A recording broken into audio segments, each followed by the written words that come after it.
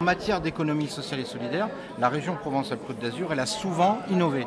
Et nous sommes une chambre un peu particulière, nous sommes aujourd'hui la seule chambre régionale à ne pas nous revendiquer comme chambre de l'économie sociale et solidaire, mais à nous revendiquer comme chambre des entreprises de l'économie sociale et solidaire, parce que nous considérons que notre rôle, c'est de mettre en avant nos entreprises et de permettre leur développement et également de donner envie à des jeunes de venir entreprendre dans l'économie sociale et solidaire. Il y a encore quelques temps, les acheteurs publics, l'État, les régions, les collectivités, n'étaient pas habitués à travailler avec des entreprises de l'économie sociale et solidaire. La loi a évolué, mais je pense qu'on peut aller plus loin.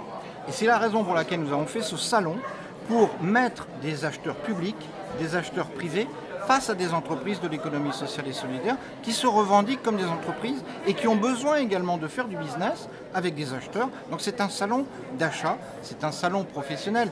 Ce n'est pas véritablement un salon grand public pour expliquer ce qu'est l'ESS, mais c'est un salon qui permet à nos entreprises de rencontrer des acheteurs et de faire des affaires. Quand vous avez un jeune, par exemple, qui a un projet d'entreprise, moi je voudrais qu'il vienne frapper à la crèche et qu'on puisse l'accompagner tout au long de son projet de création d'entreprise et l'accompagner après, c'est-à-dire l'aider à monter son entreprise, à trouver les financements, vérifier si le projet qu'il veut porter est viable, l'accompagner et continuer de l'accompagner après.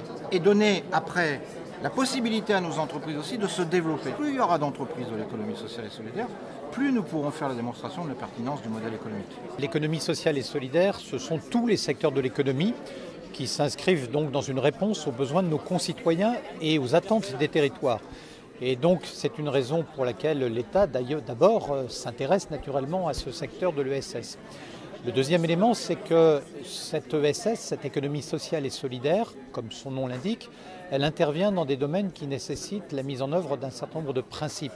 Ceux de la fraternité, de la citoyenneté, de la solidarité, de l'appui, mais également aussi des attentes qui sont exprimées très fortement en termes de réponse aux besoins des territoires, aux besoins parfois qui ne sont pas pris en compte par une économie qui est plus préoccupée d'une rentabilité immédiate et des besoins auxquels l'ESS peut apporter naturellement un certain nombre de solutions. L'ESS a naturellement aussi sa part, sa place dans les moyens qui peuvent être mobilisés par l'État. Je pense aux outils de droit commun qui sont ceux qui sont mis en œuvre par exemple par l'ADEME pour ce qui concerne la transition écologique et énergétique.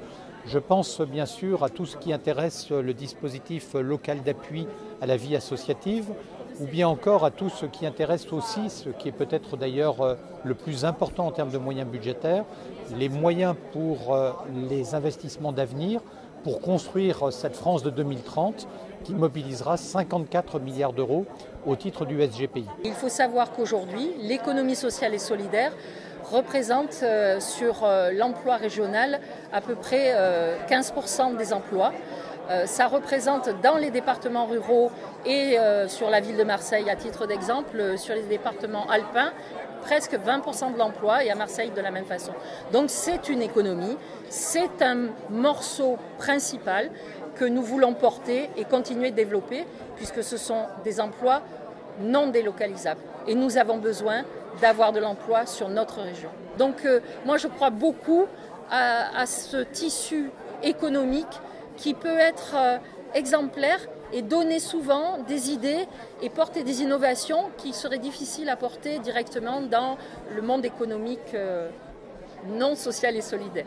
En tant qu'adjoint à l'économie, je suis très intéressé par le développement de cette économie et puis bien entendu, de par la nature des activités menées et des modes d'action de l'économie sociale et solidaire, on matche complètement avec une ville qui a besoin de se préoccuper des plus précaires de ses habitants notamment. Marseille est une ville riche et même très riche, mais elle est profondément inégalitaire. Et donc c'est vrai que c'est dans ce cadre-là, on dit l'outil de l'économie sociale et solidaire est un outil régulateur, est un outil aussi pour recoudre, est un outil qui propose la plupart du temps des services qui s'adressent à tous et qui permettent aussi de réparer, notamment par l'insertion par l'activité économique, qui est une des activités importantes que l'on retrouve au sein de l'économie sociale et solidaire.